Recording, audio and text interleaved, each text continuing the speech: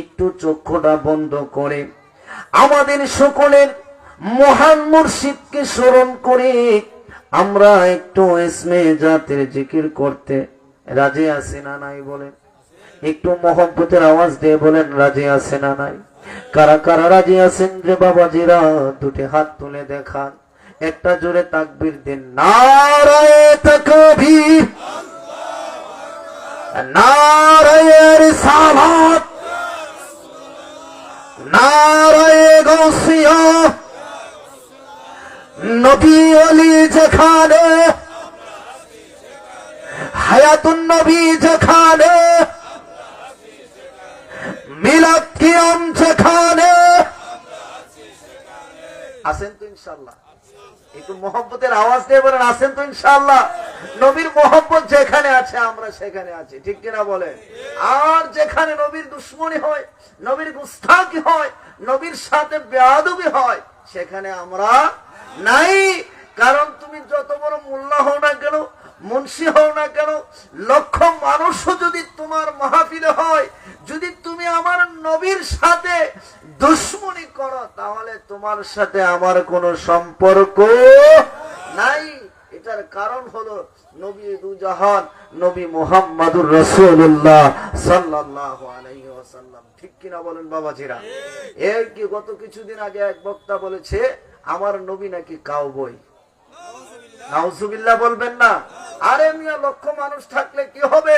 যিনি হুজ্জাতুল্লাহ, বুরহানুল্লাহ, মাসারুল্লাহ, যার যার সিফাত নূরুম মিন নূরিল্লাহ, যার গমন হয়েছে বুরাক, যার সফর হয়েছে মেরাজ, যিনি সিদরাতুল মুনতাহা পাড়ি দিয়ে স্বয়ং আল্লাহ পাক রব্বুল আলামিনের সাথে যার দিদারে মুবারাকা হয়েছে, সেই নবীর বিরুদ্ধে যদি বিন্দু পরিমাণ আঘাত দিয়ে কথা বলো, সুন্নিরা বিন্দু পরিমাণ তোমাদেরকে ছাড় দিবে না, ঠিক কিনা বলে? নবীর সাথে দুশ্মনী করো, নবীকে কাউবয় বলো। আল্লাহ কোরআনে বলছেন লা তাকুলু রাইনা, হে বন্ধু যারা আপনাকে রাইনা বলে আমি নিষেধ করে দিলাম। আবু জাহেলকে হার মানিয়েছে, ঠিক কিনা বলে? এ আচরণ আবু জাহেলকে হার মানাইছে কিনা বলে? হার মানিয়েছে। কাফেররা বলেছে রাইনা। আমার আল্লাহ সরাসরি আয়াত নাজিল করে জানিয়ে দিলেন, বন্ধুগো আপনার যেন তারা আপনাকে যেন তারা বলে ওয়ালাকিন কুলু উনসুরনা, তারা যেন বলে উনসুরনা, আপনি আমাদের দিকে সুদৃষ্টি দিন, কৃপা দৃষ্টি দিন। সুবহানাল্লাহ। আর আজকে আমরা বড় ইয়া হয়ে গেছি, স্কলার হয়ে নামধারে হাজার হাজার লক্ষ লক্ষ মানুষকে গোমরা করতেছি। নাউজুবিল্লাহ বলে। আমরা আল্লাহকে ডাকতে চাই কি চাই না বলে? আল্লাহকে ডাকলে কি গুনাহ হবে? শিরিক হবে? বেদাত হবে? কুফর হবে? আল্লাহকে ডাকলে আমার আল্লাহ কি খুশি না বেজার? মহব্বতের আওয়াজ দিয়ে বলে আমরা আল্লাহকে ডাকতে চাই কি চাই না বলে? একটু মহব্বতের আওয়াজ দিয়ে বলেন চাই কি চাই না? আল্লাহকে কি আস্তে ডাকবেন না জোরে ডাকবেন? আর একটু মহব্বতে বলেন না? আচ্ছা, কেউ যদি মহব্বতে কাউকে ডাক দেয়, তখন কি ওই ব্যক্তিটা খুশি হয় না বেজার হয়? একটু মহব্বতের আওয়াজ দিয়ে বলেন না, খুশি হয় না বেজার হয়? এখন আপনি যদি আল্লাহ পাক রব্বুল আলামিনকে, যিনি আপনার স্রষ্টা, আপনাকে যিনি হায়াত দিয়েছেন, রিজিক দিয়েছেন, যিনি আপনার সব কিছুর মালিক, ঠিক কিনা বলে? আবার ইমামে আলা হযরত বলেন যে গোটা দুনিয়া আমার আল্লাহ সৃষ্টি করেছেন, খালেকি কুল আপ মালিকি কুল বানা দিয়া। যদিও আল্লাহ দুনিয়াকে সৃষ্টি করেছেন, কিন্তু মালিক ও মুক্তার বানিয়ে দিয়েছেন নবী মুহাম্মদুর রাসূলুল্লাহ সাল্লাল্লাহু আলাইহি ওয়াসাল্লাম, ঠিক কিনা বলেন? একটু মহব্বতে জিকির করেন আল্লাহ আল্লাহ আল্লাহ আল্লাহ আল্লাহ আল্লাহ আল্লাহ আল্লাহ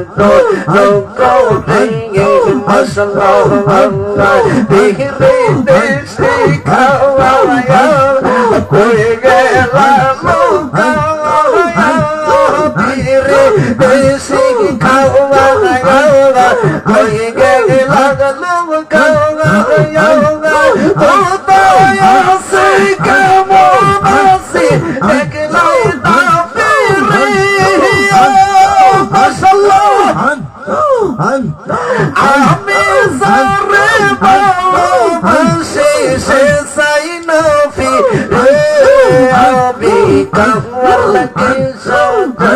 লাভে গুঞ্জ যত করে আমি কাওয়ার লাগি সাজাই লাভে গুঞ্জ যত করে মাশাআল্লাহ আল্লাহ আল্লাহ আল্লাহ আল্লাহ আল্লাহ আল্লাহ আল্লাহ আল্লাহ আল্লাহ আল্লাহ আল্লাহ লা ইলাহা ইল্লাল্লাহ মুহাম্মাদুর রাসূলুল্লাহ সাল্লাল্লাহু তাআলা আলাইহি ওয়াসাল্লাম তোমার উম্মত হতে চেয়েছিল সকল নবী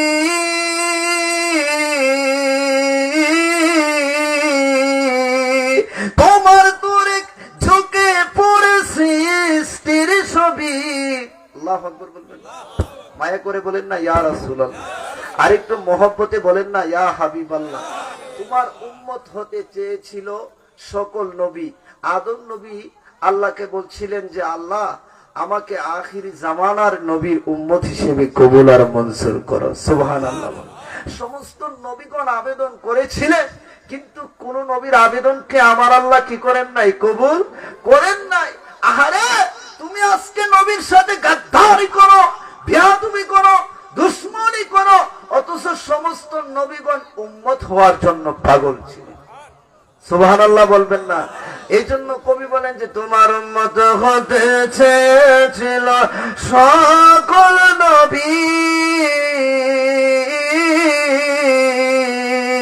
আরে তোমার তোরে চোখে পড়ে সৃষ্টির ছবি সৃষ্টির ছবি তুমি সেই নবী যার কদমে চন্দ্র ডুবি আল্লাহু আকবার বলুন তুমি সেই নবী যার কদমে চন্দ্র ডুবি ঝুঁকে পড়ে সর্বদা ভিক্ষুক হয়ে বলেন ইয়া রাসূলুল্লাহ ইয়া হাবিবাল্লাহ বলেন ধন্য গো রাসূল তোমাকে পেয়ে আমি আরো বেশি ধন্য তোমার উম্মত হয়ে বলেন ধন্য গো রাসূল তোমাকে পেয়ে আমি আরো বেশি ধন্য তোমার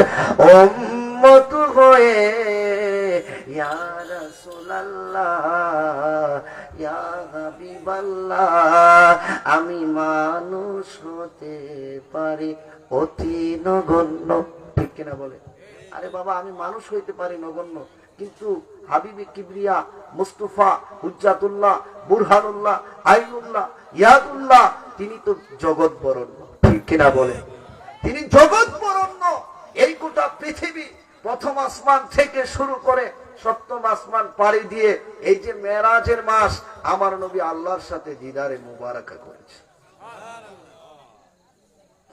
যার কথা কোরআনে রয়েছে আছে কিনা বলে যার হাদিস মুবারক উম্মতের জন্য শরীয়ত ঠিক কিনা বলেন সেই নবীর সাথে বেয়াদবি কথা বলতে আমাদের গায়ে লাগে না এরকম আলেম আছে না নাই বলে এই সমস্ত আলেমদের কাছে যাওয়া গুমরাহি ঠিক কিনা বলেন এই জন্য সাবধান যত বড় স্কলার হোক না কেন নবীর মহব্বত না থাকলে এই স্কলারের কোনো দাম নাই কারণ সকল নবী আবেদন করেছে উম্মত হওয়ার জন্য কিন্তু আমাদের কত খুশনসিব দেখেন আমাদেরকে আল্লাহ বিনা দরখাস্তে উম্মত হিসেবে কবুল আর মঞ্জুর করেন সুবহানাল্লাহ বলবেন না মহব্বতে বলেন না ইয়া রাসূলুল্লাহ মায়া করে বলেন না ইয়া হাবিবাল্লাহ এই জন্য তোমার উম্মত হতে চেয়েছিল সকল নবী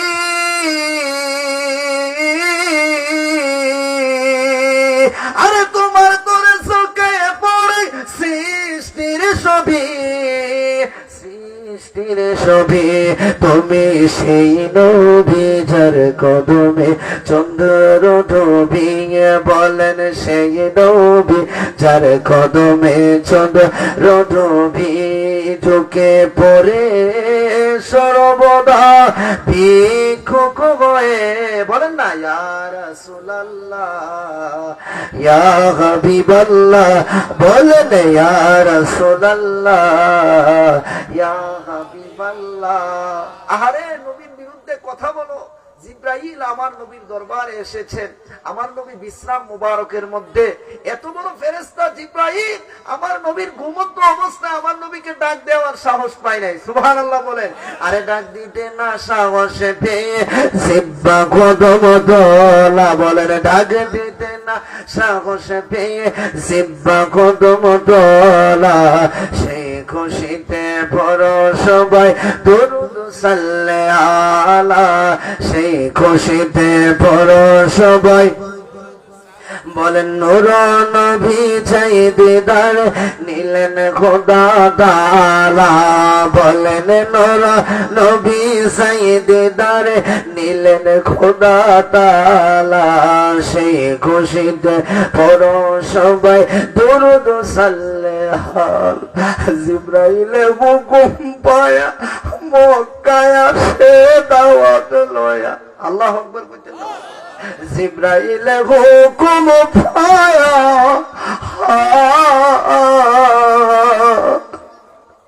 জিব্রাইল হুকুম পায়া মক্কায় আসে দাওয়াত লয়া। উম্মে গানির ঘরে পাইলেন নবী কামলেওয়ালা, বলেন উম্মে হানির ঘরে পাইলেন নবী কামলেওয়ালা, সেই খুশিতে বড় সবাই দরুদ সাল্লে আলা, বলেন নূর নবী সাইয়েদার নিলেন খোদা তাআলা, সেই খুশিতে বড় সবাই দরুদ। নবীকে বিশ্রামে পায়া জিবরাইল তাকে দাঁড়ায়া বলেন নবীকে বিশ্রামে পায়া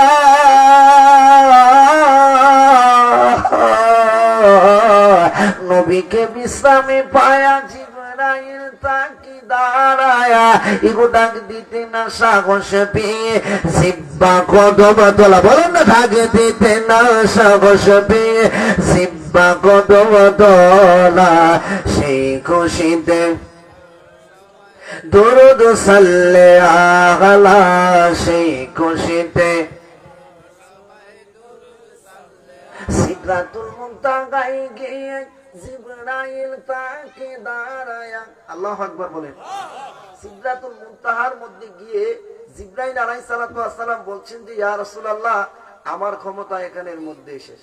আচ্ছা শেষ করে নিতেছি, আমার ক্ষমতা কি এখানেই শেষ? অনেকে বলে যে জিবরাইলের ক্ষমতা নাকি আমার নবীর চাইতে বেশি।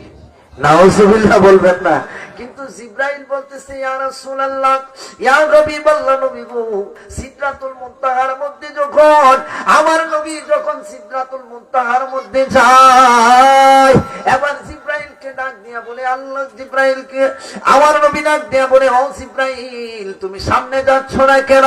বলে সামনে যেতে পারবো না আর অগণর আল্লাহ বলেন সামনে যেতে পারবো না আর অগণর আল্লাহ, সেই খুশিতে বড় সবাই সাল্লে আলা, সেই খুশিতে বড় সবাই। দেখেন বাবা, নবীর প্রেমিক তো আবু বকর ছিলেন, ঠিক কিনা বলেন? উসমান ছিলেন, ওমর ছিলেন, মাওলা আলী ছিলেন। কেমন প্রেমিক ছিলেন যখন আমার নবী মেরাজ করে আসেন। সুবহানাল্লাহ বলেন।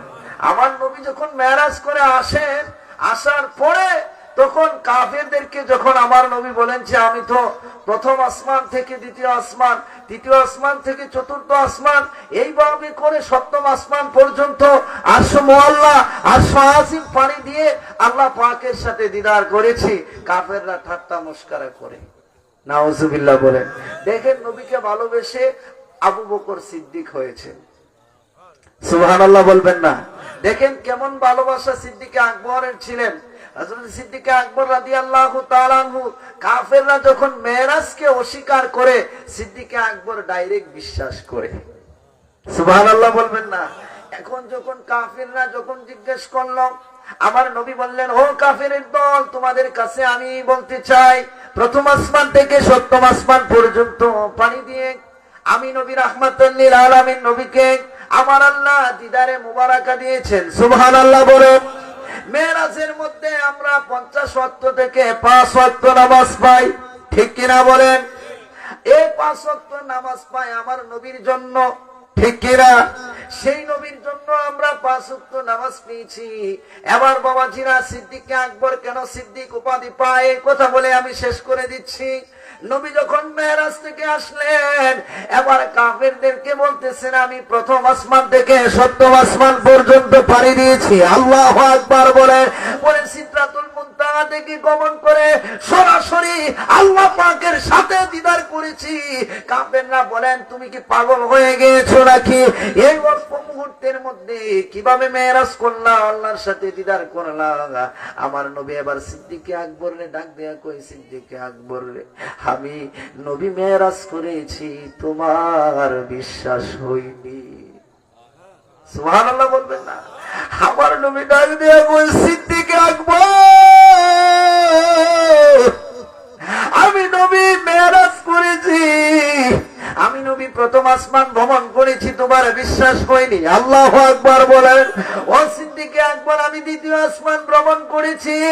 ও সিদ্দিক আকবর, আমি তৃতীয় আসমান ভ্রমণ করেছি। এইভাবে করে আমি চতুর্থ আসমান ভ্রমণ করেছি। সুবহানাল্লাহ বলেন। এইভাবে করে সিদরাতুল মুনতাহা পানি দিয়ে আর সমু আল্লাহর সরাসরি সরাসরি লামকামে আল্লাহর সাথে দিদারে ইলাহি পেয়েছি। ও সিদ্দিক আকবর, তুমি বিশ্বাস করোনি? আল্লাহু আকবার বলে, ইয়া রাসূলুল্লাহ, ইয়া হাবিবাল্লাহ, সাদাক্তা ইয়া রাসূলুল্লাহ, আপনি যা বলেছেন সত্যই বলেছেন। আল্লাহু আকবার বলেন। ইয়া রাসূলুল্লাহ, নবী গো, আপনি যা বলেছেন তার মধ্যে কোনো মিথ্যা নাই, আপনি যা বলেছেন তা সত্যই বলেছেন। আমার নবী খুশি হইয়া গেলেন। আমার নবী খুশি হইয়া বললেন, ও সিদ্দিক আকবর রে, দুনিয়ার মধ্যে কত মানুষ আসবে, তারাও সত্যবাদী হবে রে সিদ্দিক আকবর, কিয়ামত পর্যন্ত আমি নবী সালায়া দিলাম। ও সিদ্দিক আকবর, পৃথিবীর মধ্যে আমার উম্মত হাজার হাজার লক্ষ লক্ষ কোটি কোটি উম্মত আসবে, তুমি সিদ্দিক আকবরের মতন সত্যবাদী পৃথিবীতে আসবে না। সুবহানাল্লাহ বলবেন না? পড়ে না সালাতু ইয়া রাসূলুল্লাহ ওয়া সালামু ইয়া হাবিব আলাইকুম সালাতু ইয়া রাসূলুল্লাহ ওয়া সালামু ইয়া হাবিব ঘর তো খোফি হাম নশীনে বহুদা গুনশীনে در حضور اولیاء لوگ محفوظ است پیش اولیاء است محفوظ انت محفوظ از خدا ہوا توفیق ادب بے ادب محروم نداسا فضل راب ایک زمانہ صحبتی با اولیاء بہتر صد سال تو اتا بھیریا گبت چوکھا نیم برسو مدرود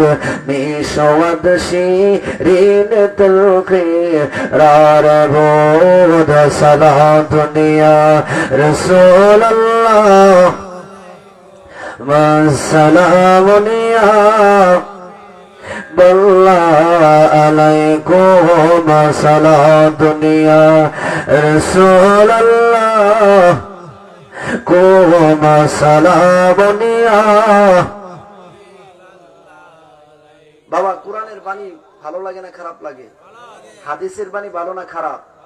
সবার কাছে ভালো লাগবে না, কারণ কি জানেননি? এই কোরআনের বাণী জিনেরা পর্যন্ত আশ্চর্য হয়ে গেছে। সুবহানাল্লাহ বলেন। ইন্না সামিনা কুরআনান আজাবা, যে কোরআনের বাণী শুনে জিনেরা পর্যন্ত আশ্চর্য হয়ে গেছে। সুবহানাল্লাহ বলেন।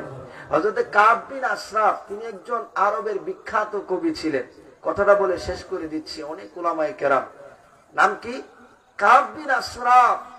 আবু জাহেল বলছে যে মুহাম্মদের বাণী শুইনো না, তার যে কোরআনের বাণী এটা শুইনো না। কাব বিন আশরাফকে বলছে, বলার পরে সে কি করছে, যখন আমার নবীর সামনে দিয়ে যায় তখন সে কানের মধ্যে তুলা লাগায়া যায়। নাউজুবিল্লাহ বলেন। তখন এইভাবে করে যখন প্রতিদিন আমার নবীর সামনে দিয়ে যায়, এইভাবে কানের মধ্যে তুলা লাগায়া যায়, হঠাৎ করে সে চিন্তা করলো, আমি যেহেতু বড় কবি হইলাম, আমি যে একটা আরবের বিখ্যাত একজন কবি, আমি একজন সাহিত্যিক হয়ে কবি হয়ে মুহাম্মদের যে বাণীটা এটাও বুঝার চেষ্টা করা তো দরকার, শোনারও দরকার, এটার মধ্যে কি আছে। আমি কবি হয়ে যদি তার বুঝার চেষ্টা না করি তাহলে আমি কেমন কবি হইলাম। সুবহানাল্লাহ বলেন। এবার হঠাৎ করে একদিন দাঁড়ায়া কানের থেকে তুলাগুলা খুইলা বলতেছে যে হে মুহাম্মদ, আপনার কিছু বাণী আমি শুনতে চাই। সুবহানাল্লাহ বলেন। তখন আমার নবী কোরআন থেকে তেলাওয়াত করলেন। ওই তেলাওয়াত শুনে সাথে সাথে তার হৃদয় কম্পিত হয়ে যায় এবং সে ইসলামের ছায়া তুলে এসে। সুবহানাল্লাহ। এই জন্য কোরআনের বাণী সবার ভালো লাগবে না। যাদের মধ্যে হেদায়েত রয়েছে, হেদায়েতের নূর রয়েছে, নবীর মহব্বত, আউলিয়া কিরামদের মহব্বত যাদের মধ্যে রয়েছে তাদেরই ভালো লাগবে। ঠিক কিনা বলেন? আল্লাহ বুঝার তৌফিক দান করুক। সকলে বলেন আল্লাহুম্মা আমিন।